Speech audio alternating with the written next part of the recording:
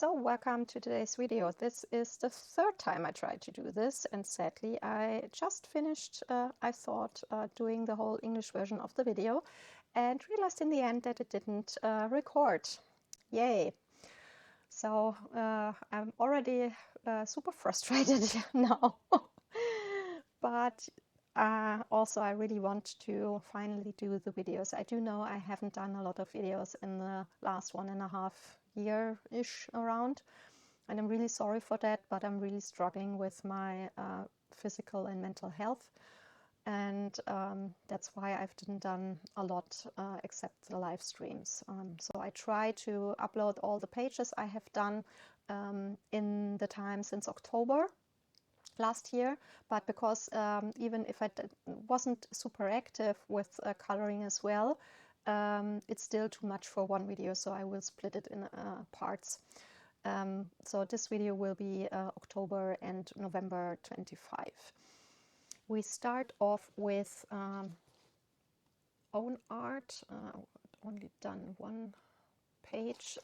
This was done during the live stream. We were in Tunisia last year, again in October, and also were in the Sahara, and I do love the desert. You guys probably know that already. I mentioned it quite often, and yeah, it's just so magically and so beautiful, and therefore we did a little super easy landscape of a desert scene on this 100% cotton paper in the Mossery sketchbook with Tanya Smith and White Nights watercolors. So I'm sorry, I will have to search a little bit more the pages now, because I have, of course, already put out all the bookmarks. So I had 3 coloring books with me in our holiday in Tunisia, and of course I had to take my 2 Africa coloring books with me. The Coloring Haven here, I've bought a few years ago in London, because they are way too expensive here in Germany. We pay nearly 20 euros per issue, just way too much. So I have only a handful I have bought in the 2 times I was in the UK in the last years. So a lot of very beautiful motifs in here. Sadly, North Africa only has some Egypt motifs. I mean, I do love them all. They are very beautiful, but North Africa is more than only Egypt. I would have loved some other regions of North Africa also having a few motifs in there. That would be awesome. But yeah, therefore I didn't have a fitting page for Tunisia in here, because they are all, like I said, the North Africas are all very Egyptian style, so that just doesn't fit. So I've done this here. I mean, that was honestly very fitting, because North Africa has a lot of pottery production, especially in Morocco. They are very famous for producing pottery. So I thought at least that is not something that is completely off the scale there. I have done the background with Mangio oil pastels, but it was already in spring when I've done a lot of backgrounds with oil pastels. I try to use up this Mangio oil pastel set. There are 2 versions. They have the soft oil pastels, which are very good, I have heard from various people, very soft and creamy. And I didn't know that when I've bought this set. It was my very first oil pastel set ever.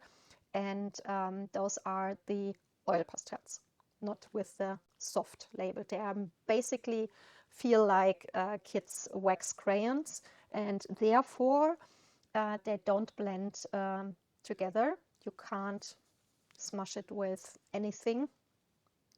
They don't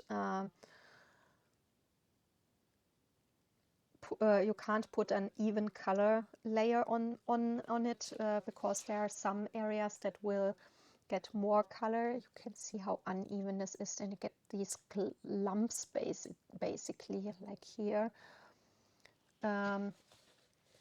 And also you will always have to put something like gesso underneath, otherwise it won't stuck on any paper.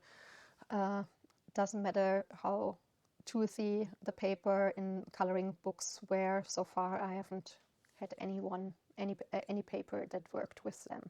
So also you will have to put up at least 2 layers, and in between the layers you must do another layer of gesso, otherwise you will scrap off the first layer.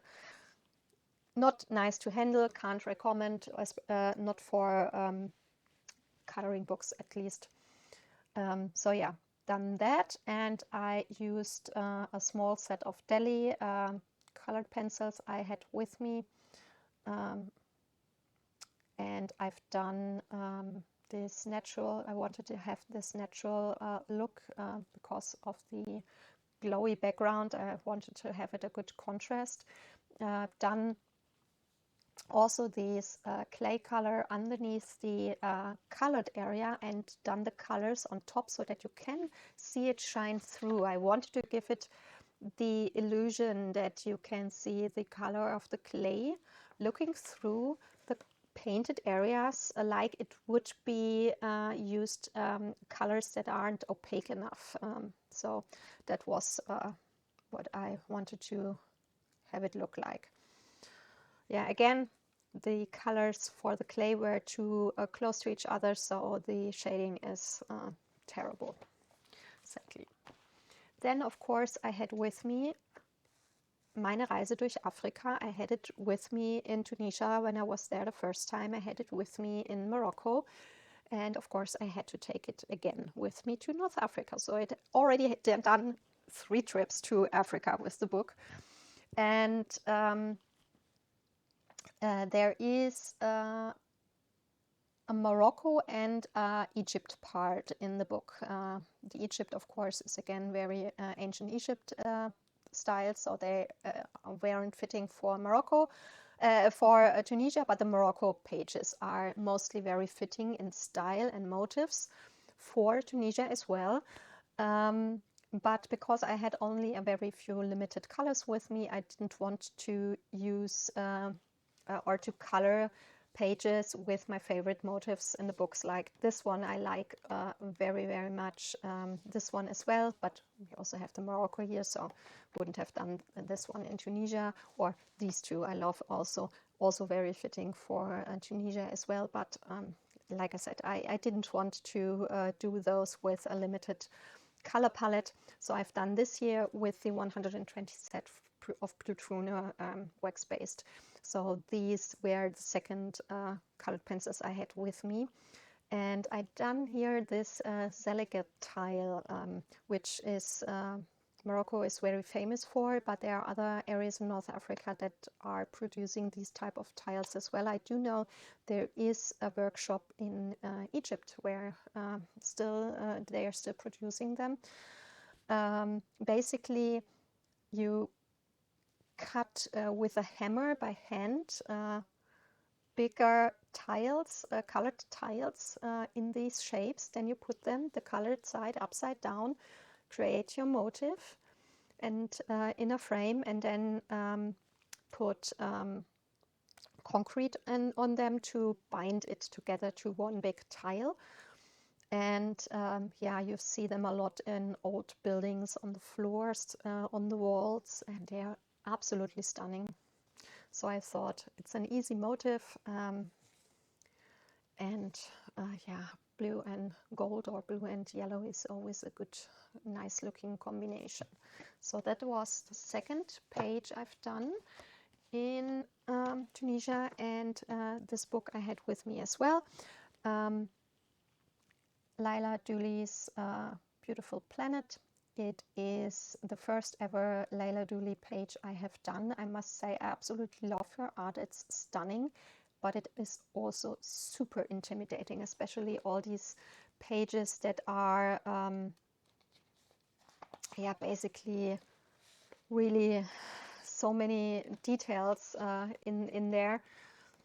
And maybe I need to do some of those super intricate detailed pages in without time pressure, maybe then it won't be that intimidating. I've done this page here, and yeah, I do absolutely love how the poppies turned out. I think it is poppies. Maybe it's something that looks very similar. I'm definitely not someone who is very well informed with flower and plants. So yeah, I do definitely know that there are pink poppies. Not all poppies are red. And I especially wanted them in pink. And I must say, like I said,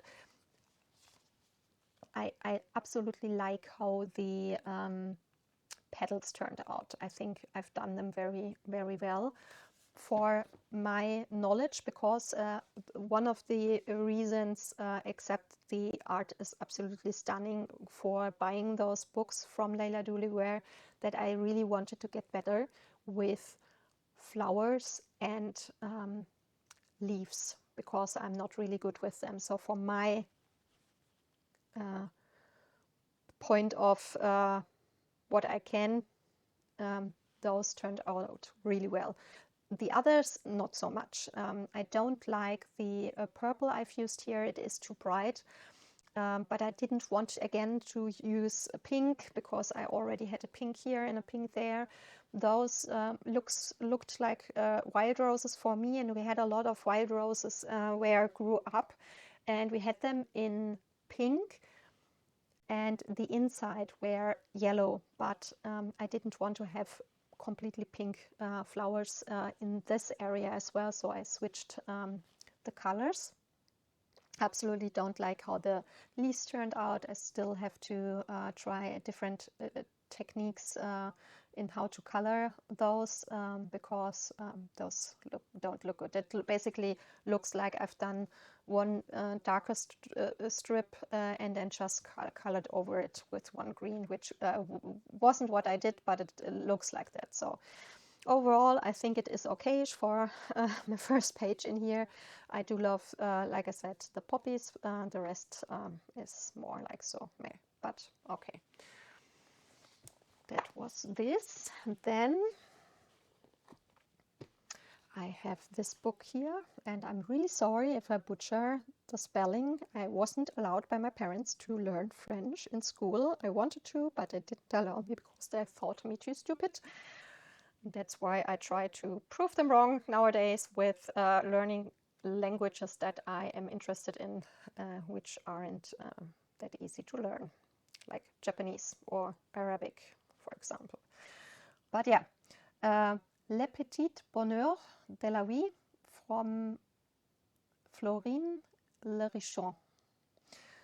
It is my very first Colored by Numbers book, and I won't be buying super many Colored by Numbers books in the future, but I thought, because of my health situation, oftentimes I am feeling really shitty and I am not able to sit or stand, but I still am good enough that I could do something while laying down. But oftentimes when the migraine is too strong, my concentration is suffering a lot, and I can't really concentrate on color compositions of a page or shading and stuff like that. And I thought maybe trying to do pages in a Colored by Numbers book, because I don't have to think about shading, just plainly coloring one field after another. And I don't have to think about what colors I want to use, because you have the numbers that tell you which colors to use. I don't normally like those books because I feel too limited in my possibilities, especially in what materials I can use. I mean, I know most people don't really care about seeing the numbers in the end when the page is done, but I do. I can't have the numbers visible. My inner monk just won't let me. I will find my page totally unsatisfying and not pretty if I do see the numbers in the end. So that's why I am basically limited to acrylic markers, because other materials like water-based or alcohol markers or colored pencils or watercolors or stuff like that, you will see some of the numbers peek through. So therefore it was only acrylic markers. I used cheap acrylic markers from Guangna, and I have done only this one page so far, when I was really feeling shitty, and it really worked exactly how I wanted it. But still with acrylic markers, with the lighter colors, I mean not with the dark brown or the dark blue, but with all the other colors, I needed 2 to 3 layers to really mask off all the numbers. But yeah, I'm really satisfied how it turned out in the end. So next is in this book. I've bought it for €2.50, and that was the official selling price in a dollar store here. And normally I'm absolutely not a fan of those patterned motifs, but the reason I've bought it is a 200 GSM watercolor paper, and it is the same watercolor paper as in the Googly books. So there are a few motifs that I do like. Not all of them are this style, but I thought, well, for that price, honestly, I don't care. So I started, I think, in the beginning of 25 or even earlier, this page here, and I thought I choose this one here because it is not like one of these patterny pages where you have so many tiny details that you take ages, but still these six flowers in here, because of the tons of petals, took ages to do. So there are like up to, I think, 8 or so layers on these petals, and if you do it right with the paper, you won't have any bleed through. But in between, I had a time where I couldn't see the motif anymore. I couldn't stand to do any more petals, so I put it to the side for a long time. That's why it was finished so late in the year, but now it is finished, and I'm happy that it used only watercolors from Daniel Smith and White Nights, nothing else on this page. So I have a horror coloring book coming up now with 1 page, and then 1 additional page after that.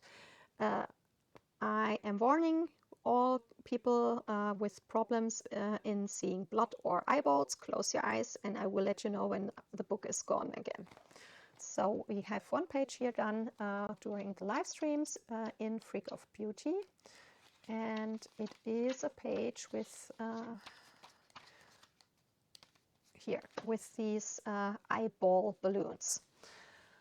I've done also Guangna acrylic markers down here, because I thought if we do a lot of color with the eyeballs, which I wanted the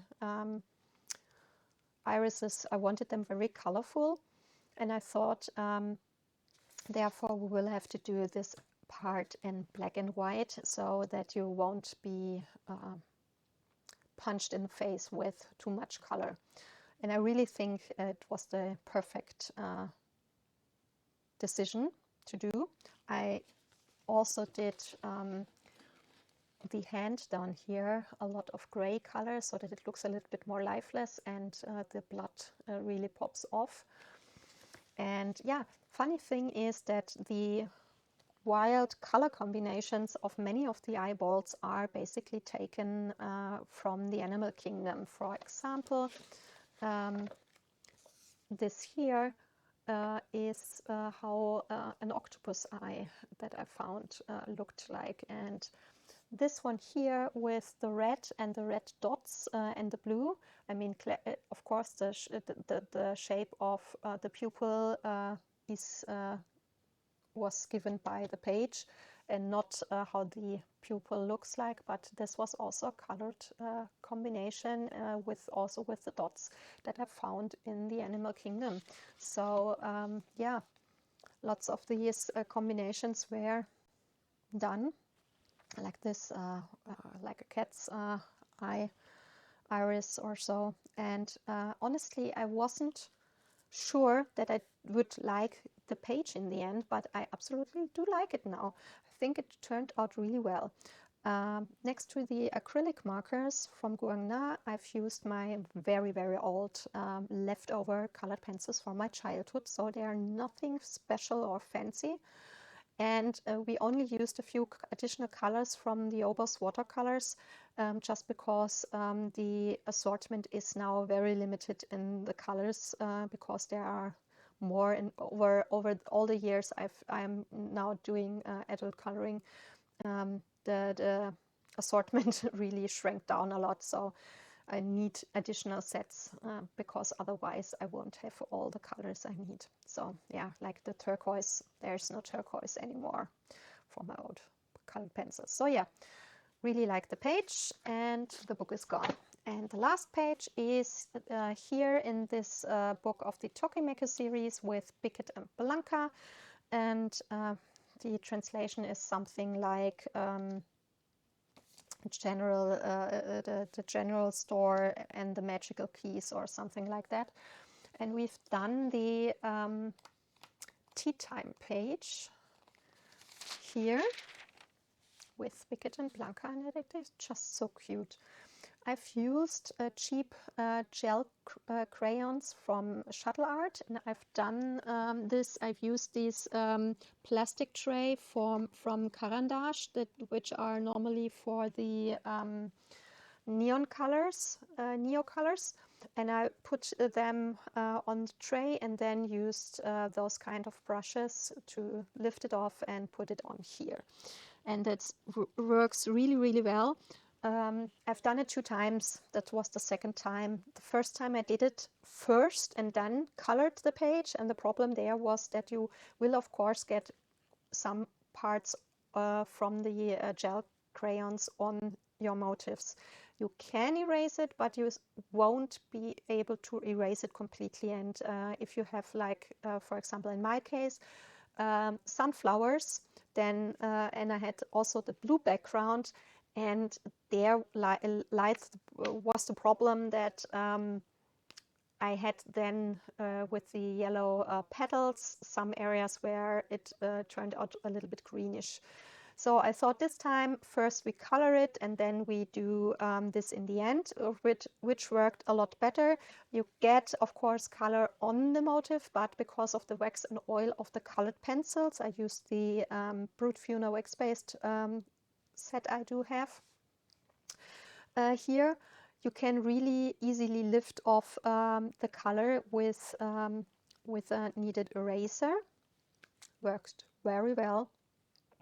We've done base layering with the semi-art watercolors, and I also used a super golden marker for the gold stars and the gold lettering here.